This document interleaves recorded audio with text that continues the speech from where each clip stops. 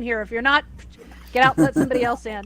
All right. So Students in VR is going to be doing 2 days of conferences and workshops and social and special events with a Halloween theme.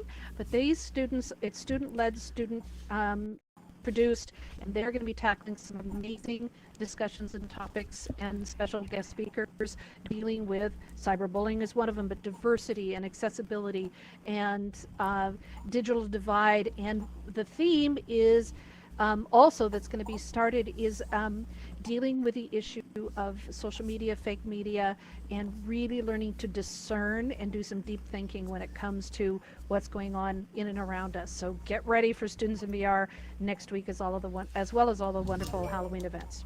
All right, so I want to get going here and introduce this amazing panel that we have here that broke all the rules and literally isn't true, aren't colleges, universities, schools, aren't they supposed to be just silos? You're supposed to stay in your own lane, stay in your own department, you know.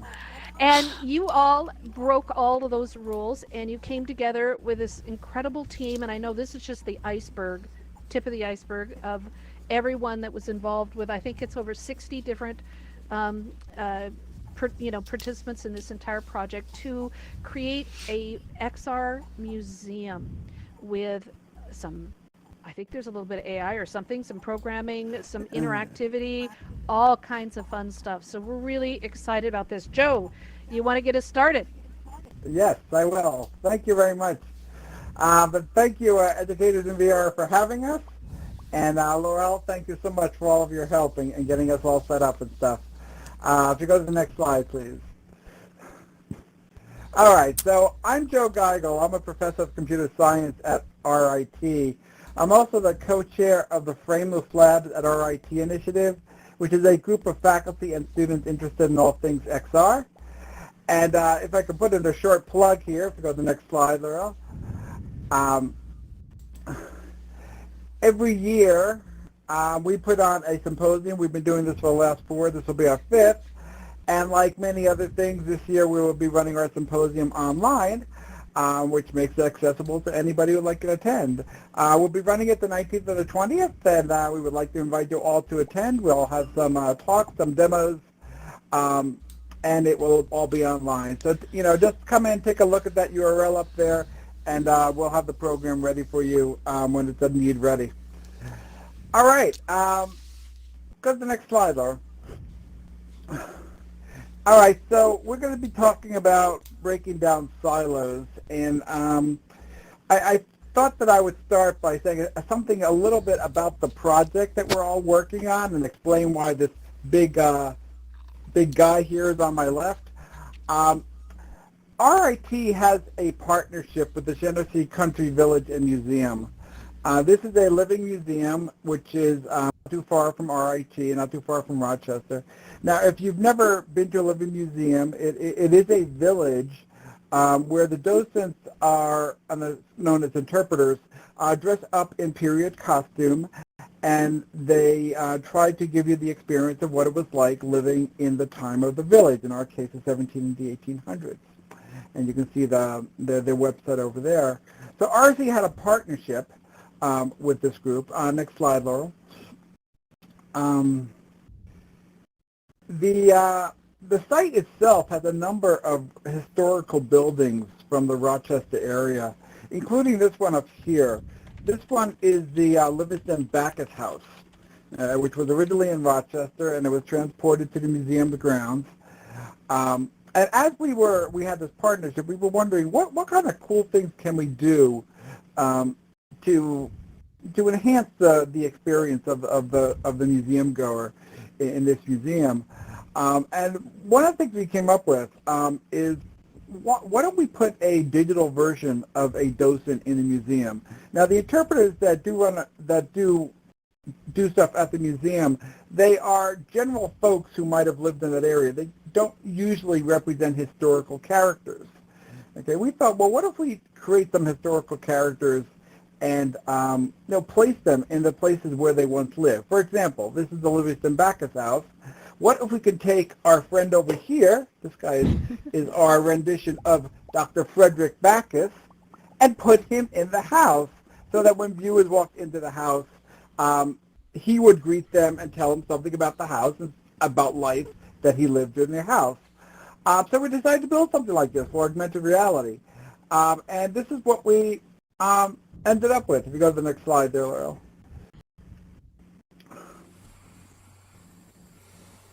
Hello, welcome and come in. Oh, thank you. I purchased this home in 1838 and have been making changes over the years. This double parlor is one such change, along with the porch through which you entered. The Ionic columns are stately, aren't they?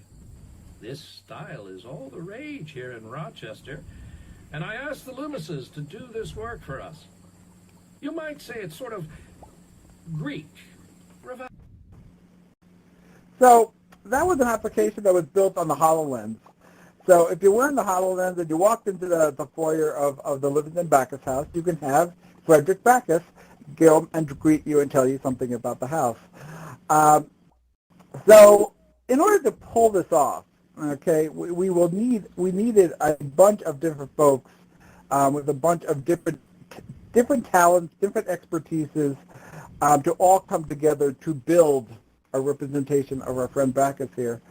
And 7 of us are here today, and that's what we're going to be talking about. And what I'm going to do now, I'll let each one of them introduce themselves and give their role on the project, and then we can have a discussion about the various interactions, the collaborations that we did on the project. So, should we go to the next slide, Laura? All right, so as I said, I'm Joe Geigel. I'm in computer science. My role on the project is basically technical. I'm the XR systems person, and I also do stuff with motion capture. I won't go too much into what I'm doing because one of our grad students who did most of the heavy lifting of the programming is here, and he will be talking about his role as he created the application. So with that, I will hand the mic over to Julie. And if you...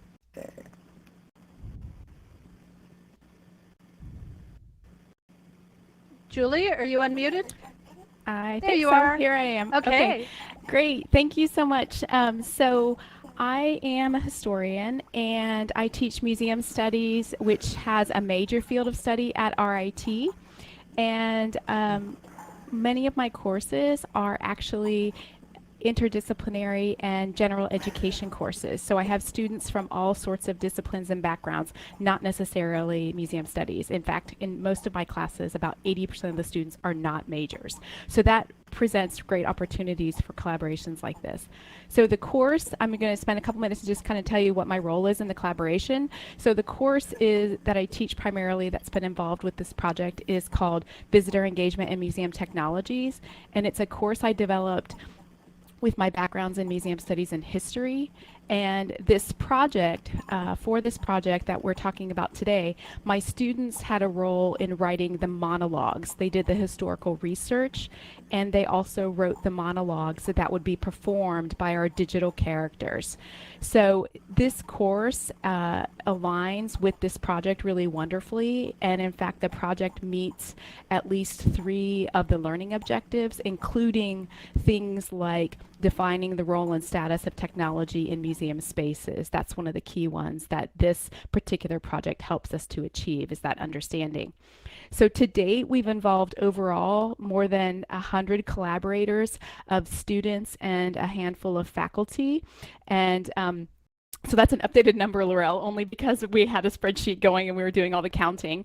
And of that, about 70 students come from the background of museum studies. And again, that's a gen ed course, so it's students from all over the place at the university. There were cohorts in the spring of 18 and the spring of 19 and the spring of 20 who served as authors of monologues. And in some cases, depending upon where we were in the project and testing things out, the students also did audio recordings and motion capture in a very iterative state. And we've not fully engaged with students yet in the 3D portion of motion capture. We were trying to do that this past spring, but you know, if I could raise my fist, I would, and I'd say, COVID, because, that's the way it goes. But we are on track. Thank you for that. So I also work with the museum to hone in on the characters and the locations that we're going to work on. So we have 5 characters that we're developing, and I've also worked with the museum to help tap the expertise there. And in one particular element, this past spring, we'd arranged for 2 of the third-person interpreters. So these are the costumed employees at the museum to actually do audio for us and motion capture, but again, insert the COVID story, and we'll bring them back in this coming spring. So hopefully that's our plan at least. And so the idea would be to actually have museum staff perform these roles in 3D and in audio using the monologues that my students prepared. And again, the students do the historical research and they come up with these narratives. They research things like our friend Bacchus over here behind me, and sort of how he had cholera. He didn't have cholera, but he survived cholera. So 1832, he survives cholera. So the students learn a lot incidentally from that. So with that, I think I'll turn things over to my colleague Gary and step off for a little bit. Hi, everyone. So my name is Gary Jacobs. I teach in 3D digital design. And my role in this project was really in coordinating a lot of the technical sort of sharing of information between each other. And my background is in museum and theme park and amusement design. And then I've moved into 3D to work in games and interactive. And so this is actually one of those things that's really exciting to me. And I love museums and love history. So, it was a natural fit when to collaborate with Juilee and her team with the 3D students. What you're seeing here is sort of a large version of our avatar that we've created. And that object was used from the costume designs that Amanda will talk about in a second. And we coordinated those with some actors where we needed to capture their actions and audio as well. And during the course of this, we've worked on this for about a year or so now. The technology has rapidly changed for us in terms of the ability to capture an actor's motion. Things that were really only available for high-end game and animation studios have really become much more streamlined and affordable. So we're now using like facial capture on the iPhones and things like that are very, very democratized technology in order to capture these and create these avatars that we can put in museums. And that's really exciting. But the road over the past year, 2 years on this project started out when that technology was a little bit more difficult to come by. And what we did a lot was we recorded the actor's audio and did what you're seeing now with all of us, our avatars in this alt VR space, which is automatic lip syncing, right? The Visemes are automatically created from the audio file. And we were doing that up front because we didn't have the ability to capture facial animation from the actors along with their motion capture and clean audio. And now that's a possibility as we go forward and we expand this process into multiple characters. The technology has become possible so that we can grab all the motion capture with motion capture suits, all the facial capture with eyes and noses and expressions, and clean audio all at once and tie them into this model. And that process was really just something that the 3D students dived into and loved working on.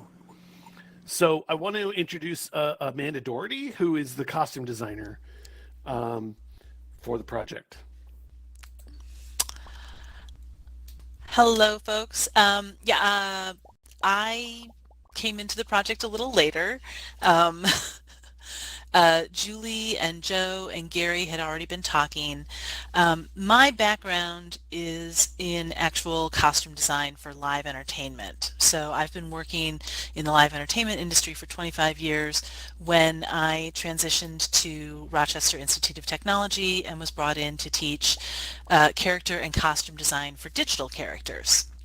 So my classes of students are beginning to work with the information compiled by Julie's students to create the next 4 characters in our process. I started the process developing Bacchus here with a monologue that Julie and Gary had written out. Julie compiled all the research and all the information, and Gary helped chop it up into kind of a branching narrative that we were able to record in chunks. So my character design came in based on that monologue, starting with character analysis and moving into historic costuming. That happens to be my specialty within costume design. For the actual technical production of Bacchus, as Gary said, so much software is changing and evolving and getting better and better.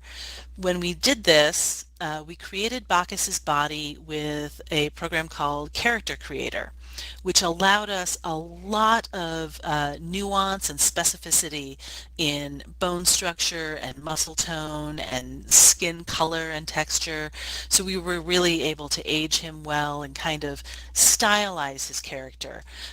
We chose early in our process to stylize him because the Genesee Country Village and Museum is very much about educational outreach.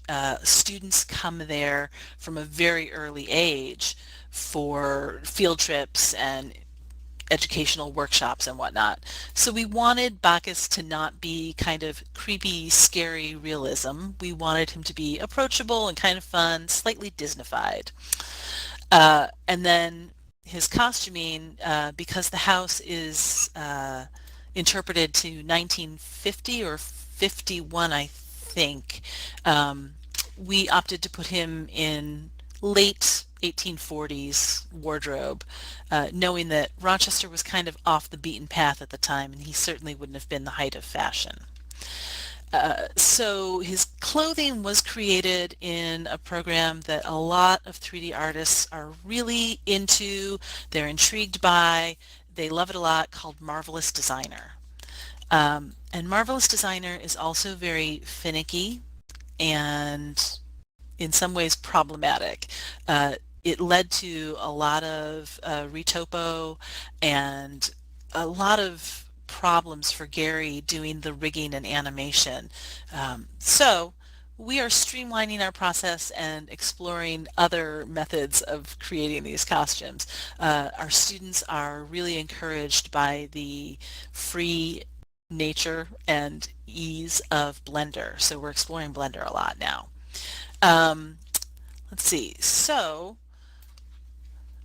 moving into our next 4 characters, my students are undertaking the creation of John Carlin, Austin Stewart, Lavinia Watson Bacchus, and Candace Beach, who are all characters in other buildings of the museum. And we are starting to work with monologues that Julie's students have compiled, and they will go forward into branching narratives again. And then we will hopefully, like Julie said, motion caption those people either in the spring or in the fall, depending on what COVID allows us to do. So that was kind of my part, and after Gary rigged up these characters, everything kind of went to Kunal, who is the grad student Joe spoke of, and I will introduce him to speak now.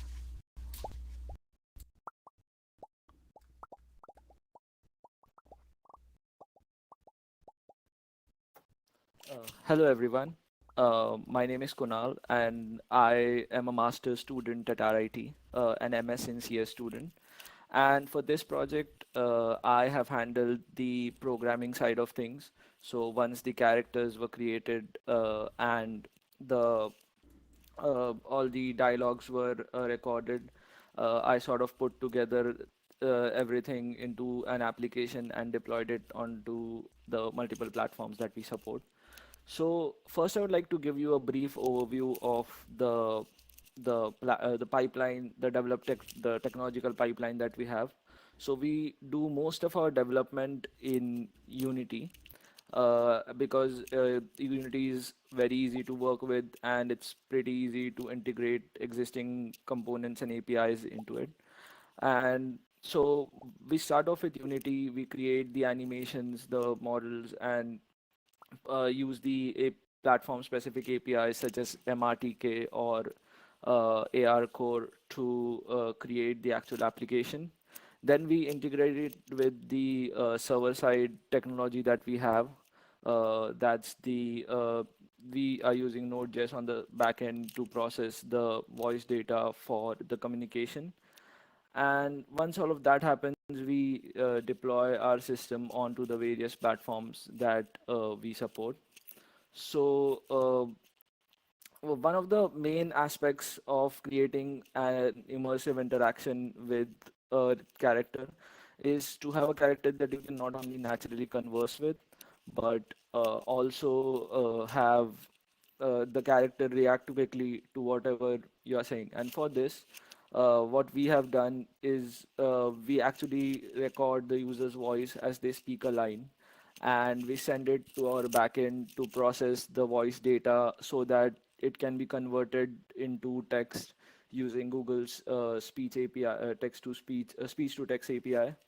And then once that is done, we send it back to our application, to the Bacchus character, who can then use the keyword analysis on the spoken words to sort of respond to the user's queries, or just to have a natural conversation with the user. And this the great networking of the efficient working of the backend and the front end allows us to create this immersion of very quick and reactive conversation. And all of this is supported by the use of the WebSocket API, which allows for two-way interactive communication. And we believe that as time passes, as these technologies become more mainstream and these APIs are improved upon, it will enable the creation of much better realistic experiences.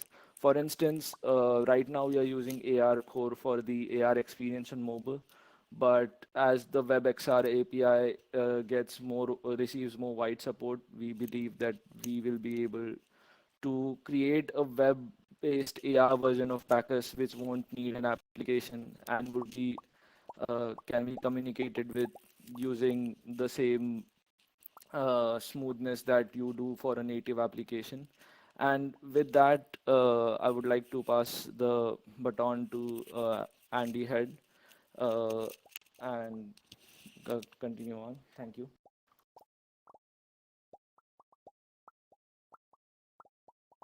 Thanks, Kunal.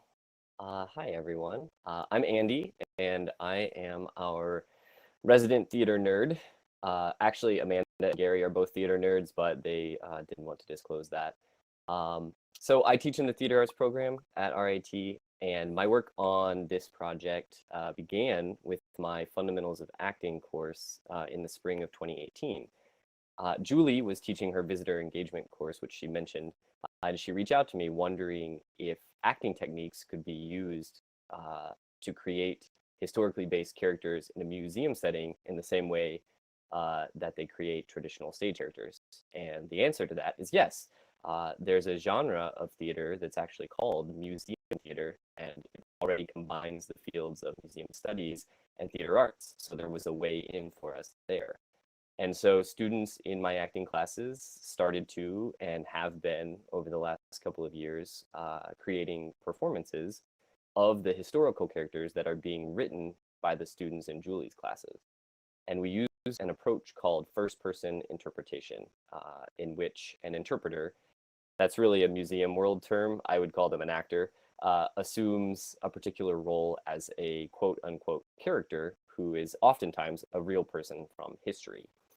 Another example of this is our digital Bacchus. That is a first-person interpretation. And Last year, I personally interpreted one version of Bacchus doing both the voice recording and the motion capture recording. And so as an actor, first we begin with what we call the given circumstances of someone's life. So researching the time period they were alive, where they were from, their family, their upbringing, their political leanings, and et cetera. And so many of these things are documented, but what's not documented, the actor has to imagine based on the knowledge that is known. And so the historical research on Bacchus provided by Julie was incredibly important background information for me, the actor, in creating the role of the character. And so then the actor will take that information and then they have to personalize it. So that means building connections to topics that you may be unfamiliar with. So for example, when Bacchus mentions old Henry Clay, I have to know who that is, and I have to know how Bacchus felt about him. Or when he says Ayer's cherry pectoral, I have to know that that is a line of medicinal remedies from the 1840s that claim to cure childhood afflictions. So looking up and understanding what references like that mean. And then lastly comes the physicalizing of the character. So how he stands, how he walks, how he talks. And this is where Amanda's work is extremely helpful, how his clothing fits and how that affects his body. So while we were recording Bacchus, she explained to me, this is how the clothes would hang on him and where they might be restrictive compared to the clothes that you're wearing in your everyday life. So all of these things are standard actor preparations, and they were utilized in my acting of Bacchus, and the students in my classes are still using that preparation to create characters from Julie's class, the few that we're now working on. So I'm going to pass it over now to Yunshan Ma, who is going to talk a little bit about music.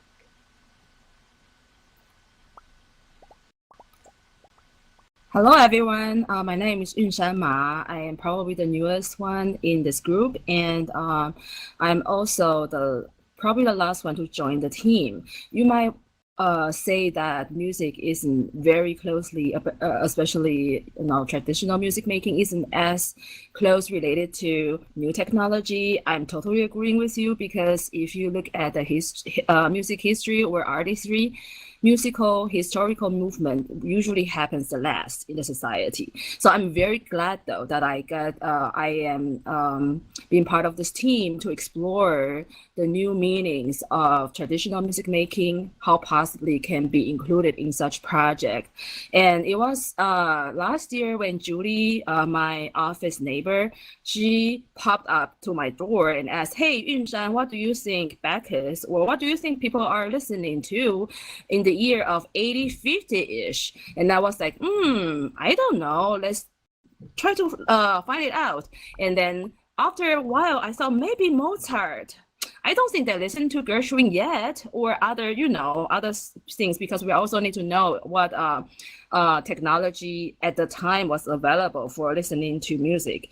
And later on, Julie did found evidence of performances of Mozart's music at the time. So my role and my students are working on recording, first practicing Mozart's Eine kleine Nachtmusik, which literally translates to a little serenade night music, and possibly also the Mozart Horn Concerto, number 3 in E flat major, and see if we can have it recorded, even have them place them in the space using AR.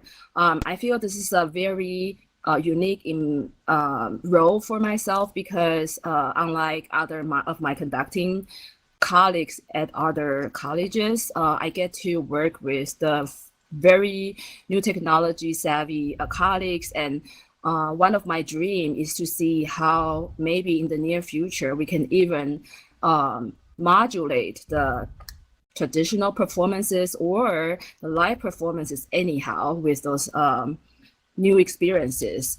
For my orchestra students also, during the time that I was explaining this project to them, I feel for once they realized well, what is classical music, right? I would say classical music was once the pop or the trendy music to of a very old or past time. And here we are, we have a very good example for them. So yeah, that's what I'm doing here. And hopefully our music will be have more usages in this project. Thank you. I'm pass the time back to Joe.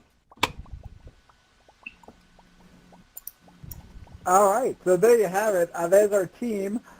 Before we go into questions, I do want to do some thanks. First of all, some thanks to the museum staff themselves, who have been very supportive of this work, both in allowing us to do it and also providing a wealth of information and research on these characters and the buildings in the museum.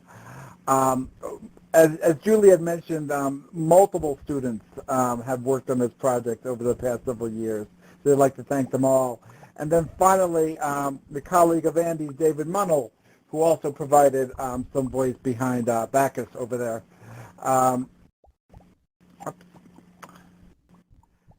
Okay. And one last slide. Joe, now you're off megaphone. Sorry. Make sure that that's blue. Okay, I'm That's back it. on. All Thank right, you. just checking. All right, thanks. Thanks. And if you'd like to, if you go one more slide, Laurel, if you'd like to try out Bacchus yourself, we do have a web XR version available. And actually, sort of interesting about this particular version, we put it together in the time of COVID. I mean, originally the plan was for folks to experience this at the museum, and then when the museum shut down because of COVID, we actually moved it to the web so that people from home can get the Bacchus experience. So feel free to go to this website here, and let me move out of the way so you can get to the URL and ask Bacchus some questions yourself. And with that, I guess we're ready to take some questions. You ready for some questions? All right. So first of all, I want to make sure everybody has a chance without anybody in the way to take a picture of the URL. I'll be posting that in just a moment in our Educators in VR announcements and stuff. And please take a look at this thing. We'll be taking the stage blocker down so you can come see this amazing model, do some selfies with it in just a moment. So I have some questions while I'm getting the raise hand button. Number one question, how the heck do you get all these students and all the faculty on board? I mean, what was, really, what was the trick to go, oh yeah, let's do XR. Yay, yay, XR, XR. What was the trick? You want to take that, Julie? I think for me, part of it is having the willingness to let go of the parts that you don't really fully understand and invite people to a team that have expertise in those parts that they understand really well. So for me, I'm not a technologist, I'm a museums person and a historian. So for me, finding partners that really flesh out a great team, and then plus our weekly meetings or bi-weekly meetings, we just try to accomplish, move something forward, and we might have sweet snacks or something even during COVID. So we really do try to have fun too. Food. Sometimes the meetings might be slightly Wild West, a little rogue, but it helps to kind of keep the mood light, and then when you're really working on something hard like this presentation, you can kind of remember back to when you were kind of fooling around and having a good time. So, I mean, that's my perspective, but I'm sure others have something to add too. Yeah, I think it was kind of serendipitous because, I mean, we came up with this project just because we had the partnership with the museum. And from that, we determined what we needed to pull it off. And as it turns out, we found that was available at RIT on various parts of campus. So once we figured out what we needed, it was just a matter of getting the faculty to say, yeah, I'll join with you, and yeah, I'll bring my students along with them. So and it's worked surprisingly well. Well, anybody else? I will say one thing that helps is Joe, is very inclusive, and so is Julie. The two of them really want to broaden the team and include as many other departments as they can. But the other thing that's very important is museums are a perfect crossing breeding ground for all different colleges. Museums are perfect for all of these disciplines to come together in one place because they're desperate for how do you get more user engagement and better technology while still representing the interpretation and the history of everything. And so it's almost like a win-win for that collaboration. Love that perspective.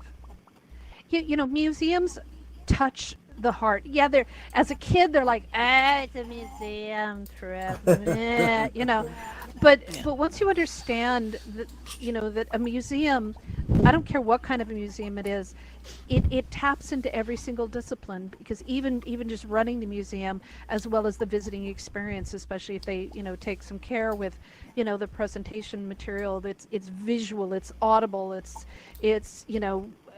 educational, and it's a great project to pick to be collaborative. So genius on that. All right, we have a question up here from Chris Watts. Chris, what's your question? Hello, good evening. Thanks for the Hey. very nice presentation. And I have to admit, I was spying on you guys a little bit because I read your papers online. And yeah, well, you may call me James Bond today because I'm in disguise anyways. No. Right. There was one fact that I'm interested in, and that is, I'm quoting from your website now.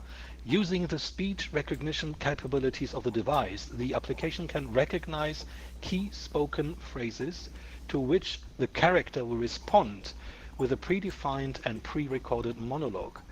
Is that working well for you? So basically, I guess that someone using the HoloLens can then ask questions to the virtual character. Is that correct? Yes, I'm looking at Kunal here who actually put that together. One thing we didn't emphasize in the presentation is we did plan on this to be a conversation with the digital character there. So the dialogues were created to be question answer type situations. And then Kunal, if you would say something about how that was implemented in each of the applications. Yeah. So what we actually do is we have a set of questions that are displayed to the user that the user can ask through voice or actually click on them. So once the user asks the questions, we convert them, we transcribe them into text, and the keywords from that text are processed to see which question they match the best. And that's the answer to that question is the one that Bacchus starts talking about. So that allows this feeling of having a natural conversation with the character. Right. And how fluent is that working? Because I think that's a very interesting approach that because of the fact that we have not a living person, because in comparison, what I saw from the museum, we have a lot of impersonators running there, so you can ask those people questions probably. That's why they are there. And now, how far do you get in this experience? Like, I guess you tested this with some people. How did they feel with this interaction? Did it work well for them? What is the response that you get from this? We've actually had some people interact with it at Frameless last year, and I think the responses were pretty good. We have had people use the HoloLens version, and the great thing about HoloLens is that it does the speech to text conversion for us on the device. So that is pretty fluent. It's pretty fast. And even for the web version, I think we have pretty good results from everyone that we've shown the system to. So. I could add a comment too, Chris, to that. It's I think it's Julie. I think part of it is also about the way in which we're enhancing the museum experience as opposed to replicating it. So there isn't someone in that space who is historically interpreting that site to 1850, but through Bacchus we can do that. So there's this nice line and division of labor such that this is not replacing someone, so that's really useful for us, and it's also about wanting to protect museum jobs and all of these things. So we're doing that enhancement space, and then in terms of the user testing, in the iterations that Joe and I started out with in 2018 and sort of moving forward, the feedback has progressively gotten as a more enjoyable experience, which is fantastic. And the testers from last year, one of whom was our provost of our university, so we were very pleased with that. She felt it was very favorable, but I think it's also about a specific comment stuck out last year, and that was that it wasn't dragging on and on like a performance, but instead it felt like they were learning about Bacchus in a very enjoyable way, as opposed to having to read a text on a wall, or as opposed to having someone talk nonstop for 5 minutes. So. Yeah, and that's exactly the point from the technical side. Also, the content side is very interesting. Like, how would you like, as a museum creator or museum maker, or however it's called in the end, can you see this in the future, that you have more digital characters that are responding to visitors? Do you think there's a big demand for this? What do you think?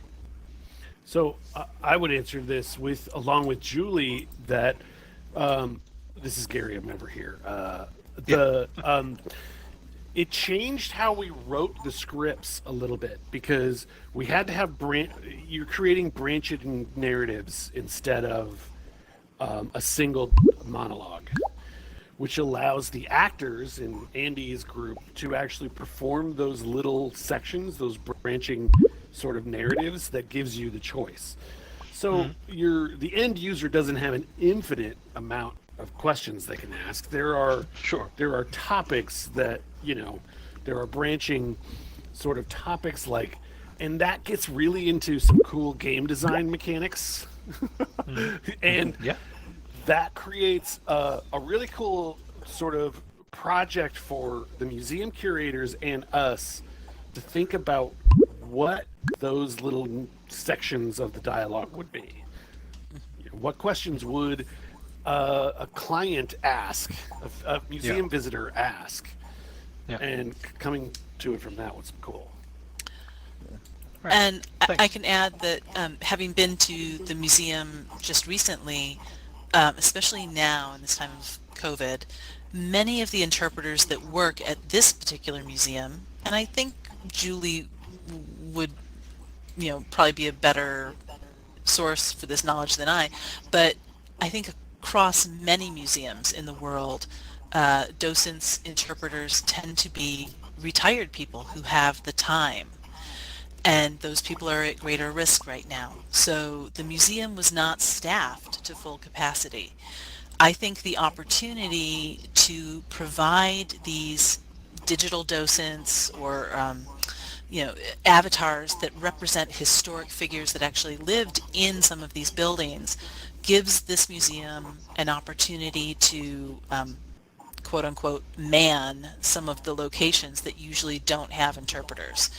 So not necessarily taking away jobs, but providing perhaps another viewpoint from an actual resident as opposed to an interpreter.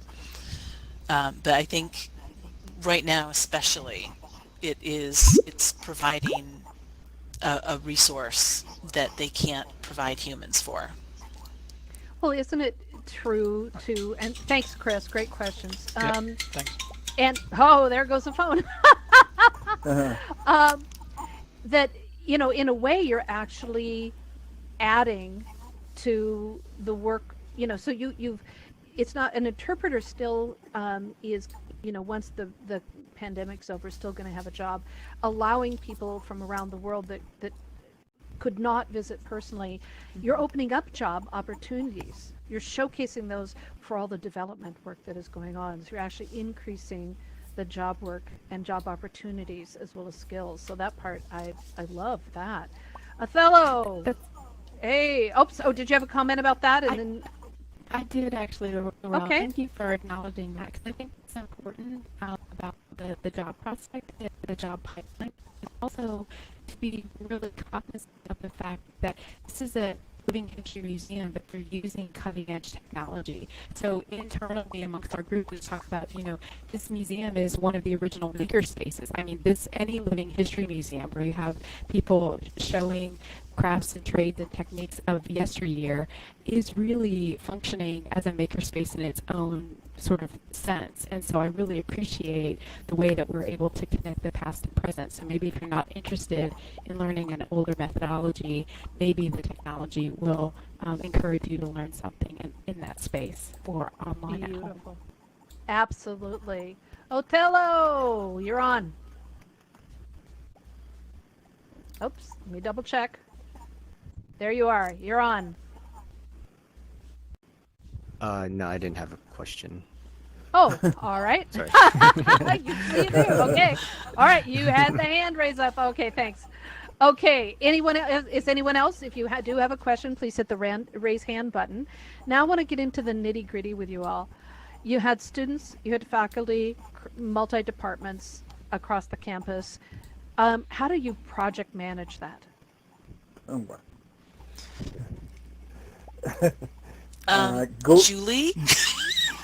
We project manage it through Juilee. Juilee! Well, I think we each have our own sort of preferences in terms of what we might or how we project manage things. This year we set up a Slack channel, and that's really helped some internal communication. So for instance, we had a channel for this conference, we have one for a publication, etc., and that's really helped for the core of us. And we have a Google Drive and sort of those types of methods. But I think really for me, I think what's really helped is the biweekly meetings. When we were in session and all on campus, it was weekly meetings, Wednesdays at 11. And it's this way we have a time, and if we want to cancel it, which we rarely do, we can, but at least it's a regular check-in. So you also know that you have a deadline. It's like, well, I want to make sure for my team that I get to the next point, whatever that next point is. And it's not that we're holding each other's feet to the fire. It's more trying to make forward progress. I'm one for momentum. Incremental movement is still movement. So that's sort of my take on it. And plus, we have a really good team of people. So I think that really helps with project management. Awesome. All right, so Julie, we need you to re-enter. Getting a little bit of voice garble issues here, Okay. which is a chronic problem with this many people in here. Got it. So I'm also asking, what are the different? Did you use any project management tools other than just Julie?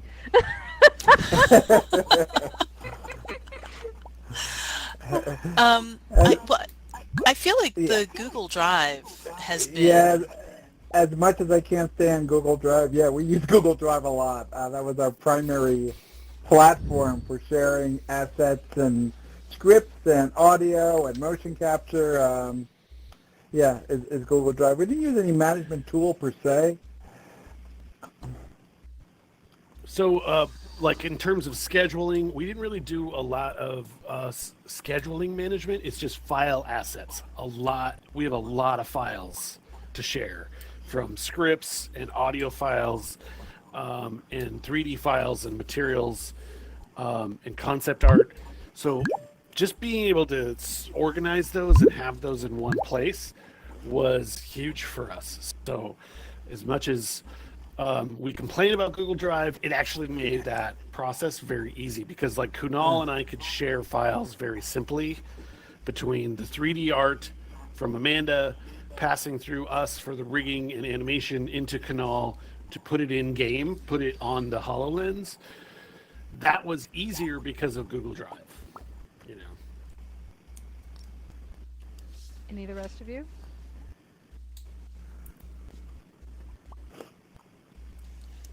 Okay. No? All right. Oh, there's two.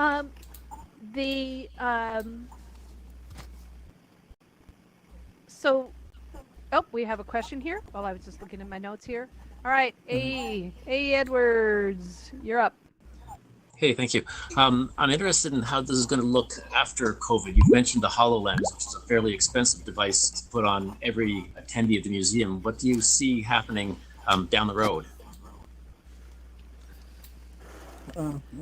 People, well, we used the HoloLens originally because we had it. It was available to us, and it was a nice device to do AR.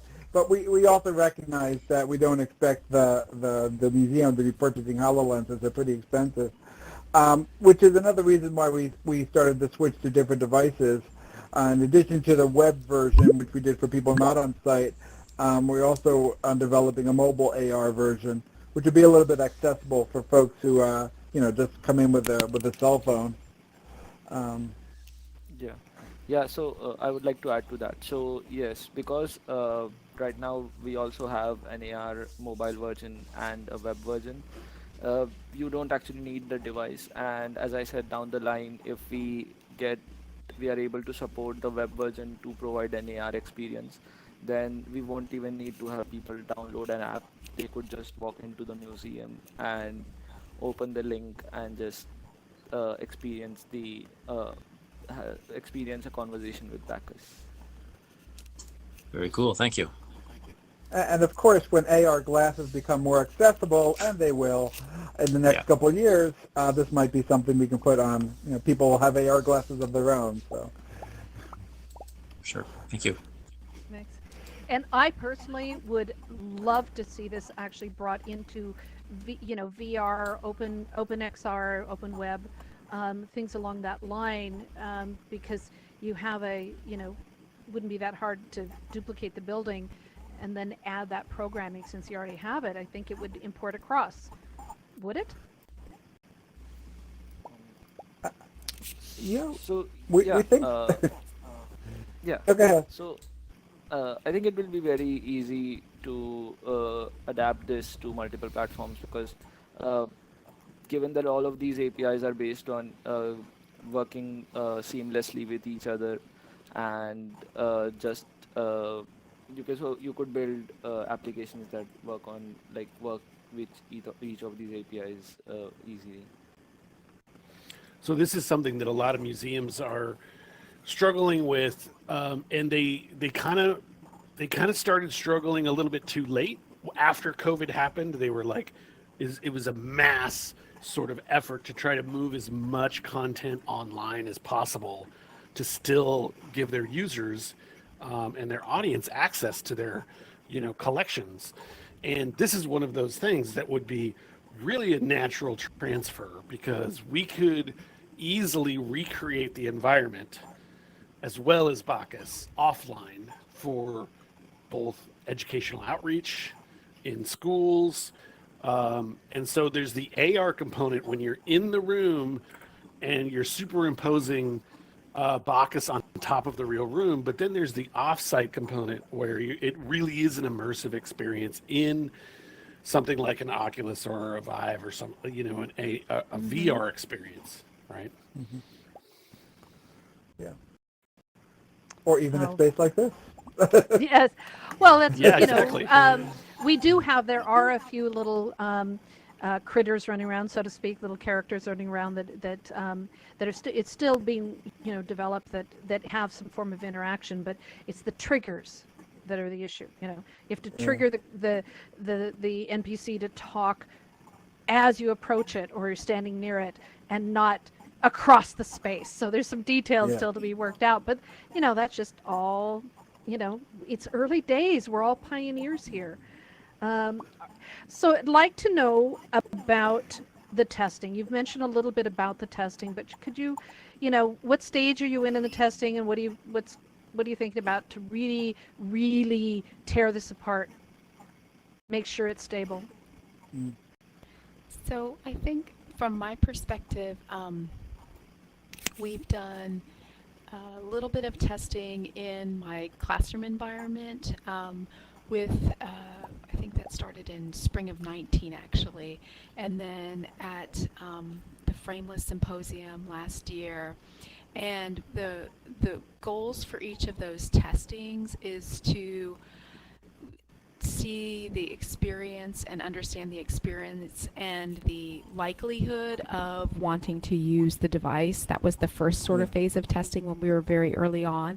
And then, you know, the comfort level with the device, the comfort level with trying out this kind of experience. And then for Frameless, the framework for that testing experience was once Kunal had tethered so that we could actually ask questions of Bacchus using the HoloLens, you know, that sort of limited experience, not on site at the museum yet, but that limited experience was sort of that phase. Our goal is to move toward testing on site at the museum, and the museum is a wonderful and gracious partner, and they're very open to us doing that once the restrictions of COVID are decreased. And we are thinking through how we would also develop testing in terms of the web application. And so maybe Kunal can talk a little bit about sort of what his goals might be with some of the testing. But to your point, Laurel, I will say testing is a really important part of the entire process. So even if it's not fully formed and functional with a really nice rubric and data, the idea of testing at every phase and having people try it out as we can is really important. At least to me, I can't speak for the team, but at least for me, just to sort of constantly get that pulse, because I'm used to real life experiences in the museum. So maybe Kunal, did you want to add anything? Yeah, I would just like to add that so right now we are working on trying to do the testing on site and sort of have like maybe see how the experiences differ between the on-site and the off-site experience, and see how people react differently to each of the experiences and things like that. Excellent. Well, let us know. We have a whole lot of members who would love to help if you need any testing from off campus. Wouldn't you all love to test this out? I mean, I'm just so excited about it. Beautiful. Ron, you're up. You have a question? Yeah, I'm over here, guys. I just wonder, you know, having done this, at least one of you now has a brilliant idea for the next thing to do. Right, like maybe I forget your names, but maybe the theater guy would like to do a production in an AR or VR environment. I don't know. Any thoughts? All right, theater guy Andy. All right, since you called me Andy, out. I told you. Theater guy. Well, Thanks, so due to COVID, the performing arts have been, like museums, have been severely impacted. And so this semester we are creating a show that is more akin to a first-person video game, where audiences will be able to go in and assume the character of the hero in the story and be able to have choice making and explore the virtual environment. So yeah, we were kind of hurled in that direction because of the pandemic. And next semester, Amanda and I are working on a show, and we've started talking about, you know, what our options are and how to really utilize the power of RIT, particularly the technology part, in really continuing to explore a whole new brand of theater. So I think there are lots of exciting opportunities out there that are really only limited by our imagination.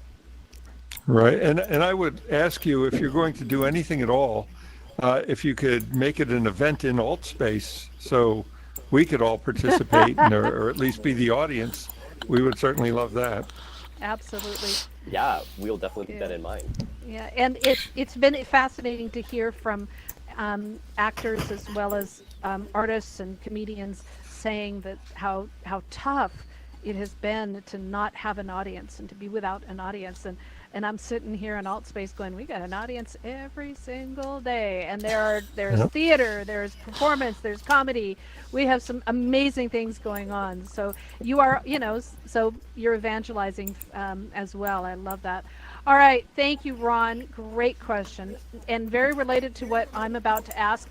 What we're going to do is I'm going to ask one more question, and then we're going to open up the stage and have all of our guests, when we're done with the question, turn off their megaphone. So you all can come down and expect our wonderful model here, and check that out. Do some selfies and ask more individual questions. And I also want to remind everyone that we are here next week, same time. We've got some good stuff going on. And we're getting ready for the Halloween, so, you know, all the goodies in there. So expect something a little scary going on next week. Virtual World Society has their very first social in VR coming on Thursday. Make sure you check that out. We've got a very special place going on for that. And do please join our Discord and our social media that's over here on the wall. So my last question for you all is, you tapped into a lot of personal and professional skills. And in this whole collaborative, oh, before I finish the question, Frameless Symposium, I'm looking right at it, dumb as a post today, 19th and 20th, please get to the link, go sign up. Is it free or ticketed? It's free. It's free. Go. Find out how to get involved, and please, it's amazing. All right, so you've all tapped into your basic skills, your basic, you know, professional and personal skills to bring people together across campus. So individually, I'd like if you could give us a real quick summation about what's been your biggest lesson, biggest reveal, biggest aha for this project. I guess I could. Oh, go ahead. No, that's fine. Sorry. This is Yunshan. I also wanted to add to the previous questions. I am very interested in seeing and trying to find ways to incorporate or to make traditional, maybe refined opera or musical or story-bounded music, instrumental music into any VR or AR possible performances. And back to Laurel's question, I was wondering why nobody asked how we rehearse this semester, huh? Actually, I am very proud. We do it in VR. We're kind of used to it. So I am very proud of our institution because I know RIT for the fact being one of the few high ed institutions that we really have the orchestra in person. We are utilizing the biggest auditorium, Ingle Auditorium on campus to rehearse. We are social distanced. And actually this project make our students know they will have audience. That's the biggest thing. They're not performing for nobody. And actually 2 weeks ago for Brick City Weekend, we even tried to space out outside in a grass field. So those are, well, it's a pandemic time, yes. So it's very different. It's kind of frustrating. But on the other hand, I'm telling the students, see, that's once in lifetime experience, right? How on earth are you gonna perform on a grass field? So I'm looking forward to doing more and see how we can fit more live performance or them being recorded to the project. Yeah, thank you. Well, regarding what I've learned, it's just do it. I mean, nowhere in the process did anybody in our institute tell us that we couldn't do this. All right, we had an idea, we went about it, nobody said no, and we did what had to be done. We introduced the students, and quite honestly, I think that the students are the ones who are really gaining a lot out of this whole experience because they get to work with other people across the institute, not in their colleges, not in their departments. So it's good all around. But once again, we didn't really ask permission to do this. We just went ahead and did it, but nobody said no. So that's my thoughts. For me, one of the biggest takeaways was to actually work with like multiple platforms, and because we started off on the HoloLens, but because of the pandemic, we had to, adapt to some of the other platforms as well. And I think that was like, it was challenging, but then it was a great learning experience to, see how you can work with the other platforms as well, and how do you adapt your technology to other modes of communication. So that was my takeaway. Thank you. I think for me, one of the things that was really shocking to me was just seeing how hungry students were for the collaborations. We always ask students to collaborate and go over to computer science, work with computer science students, go over to liberal arts, work with the performing students. But once they saw us lead the way as faculty, get together and hang out and have fun and work, it completely made it okay for them to do the same thing. And we often ask too much of them to try to cross colleges at our university, and it took us showing them that it was possible to help make it okay for them. That was cool.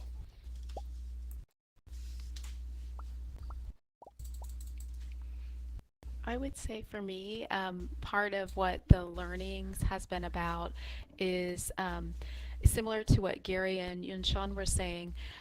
When the students see the pipeline, so my students are in the beginning, they're writing these monologues, and sometimes they perform them audio and sometimes they don't, it just depends.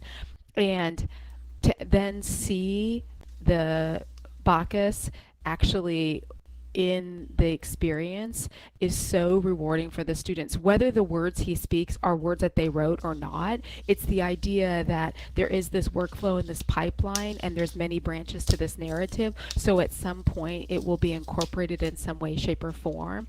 And then the other learning, and I'm always really amazed with collaborations external to the university that we have with museums, is just the resiliency of the institution that we partner with. I mean, they are so game for what we want to do, and sometimes they look at me like, are you kidding? Like, no way. But they understand and trust us and know that what we're trying to do is bring along a methodology and a practice that we hope catches on. So I'm constantly amazed by the resiliency and the sort of go get it attitude of our museum partner, and I'm grateful for that. Did we miss anyone? I think Okay. RIT really pushes working across boundaries and colleges and disciplines, and I think a project like this it proves, even when it's challenging and even when you have to really plan ahead for how long and what the pipeline is, that it's possible. And so I think this is a great example of what can be achieved. Beautiful. Well, now, have I forgotten anybody? Everybody had a chance? Okay. I am so thrilled, and I'm proud of y'all, but I'm absolutely thrilled that you're here to remind us that what we do, especially on an academic level, especially when it comes to XR, is always collaborative. It is best to do this in a collaborative way, and thank you for setting the example and pushing XR forward in a new direction and in a bigger way. I love that you just like little bulldozers. It's a beautiful thing. So thank you so much for pushing all of the technology forward. And I love that you're combining all these different departments, all these different colleges across your entire campus system. It's a beautiful thing. All right. Everyone, round of applause for this amazing team. I mean, honestly, how often do you get 7 people together, coordinate them all to come to present? It's a really amazing feat. I want to thank you all. And we're going to drop we're going to drop the stage blocker so you can all come in, check out the model.